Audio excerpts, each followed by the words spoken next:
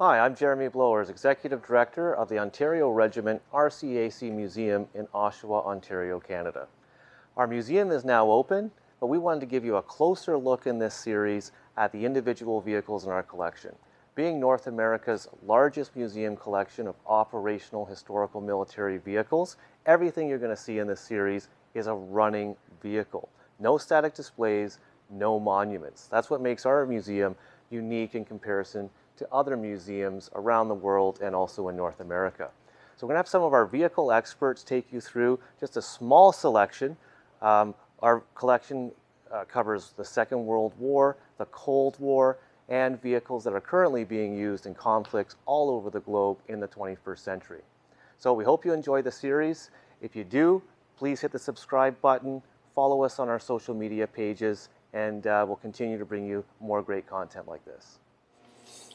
So the M3 was a wonderful vehicle, but it had a radial engine, and the Air Force wanted to have a monopoly on radial engines. So a lot of the early Shermans and M3s had radial engines.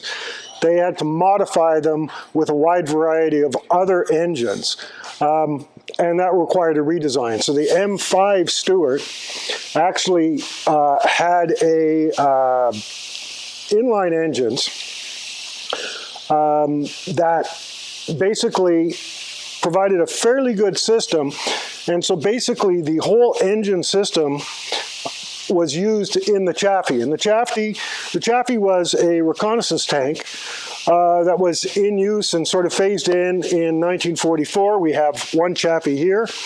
The Canadian Army did not use Chaffees during World War II, but they received some post-war when they came back to Canada and were rearming their military.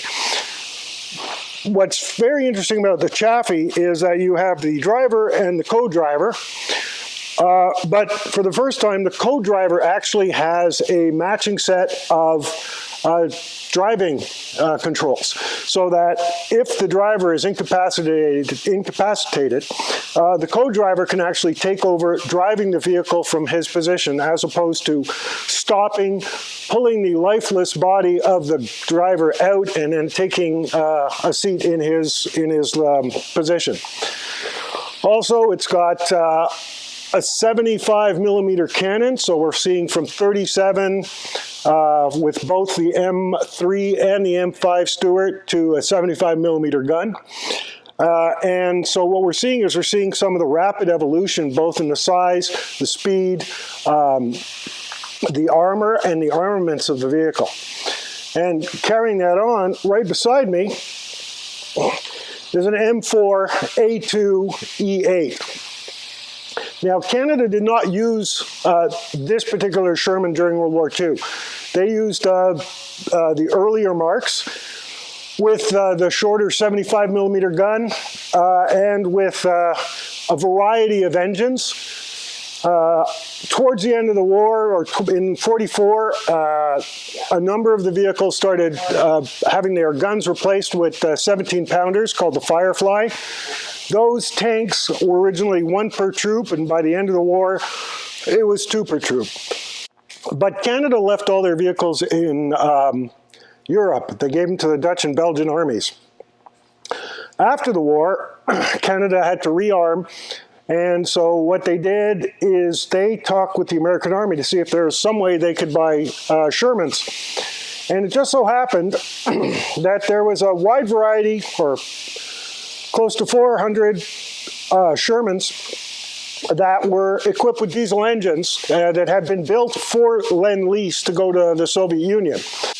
Why would they still be sending tanks to the Soviet Union now that it looked like the Soviet Union was not necessarily their most loving ally and Germany had been defeated, Germany and Japan? So these vehicles equipped with diesel engines would not fit into the American inventory because the American Army was a full gasoline army and they didn't need to build a second supply line for diesel. So the Canadians saying, give us a good price, we'll take them off your hands, managed to buy close to 300 Shermans with diesel engines for approximately $3,000, $2,000 to $3,000 per vehicle. And these served initially with the regular force and the reserve units, but from 52 onwards, they were with the reserve units, and they were continued to be used as training vehicles all the way up until 1972. It is a wonderful vehicle to drive. We have 2 of them in our collection, of course, both mobile, Billy and Bart.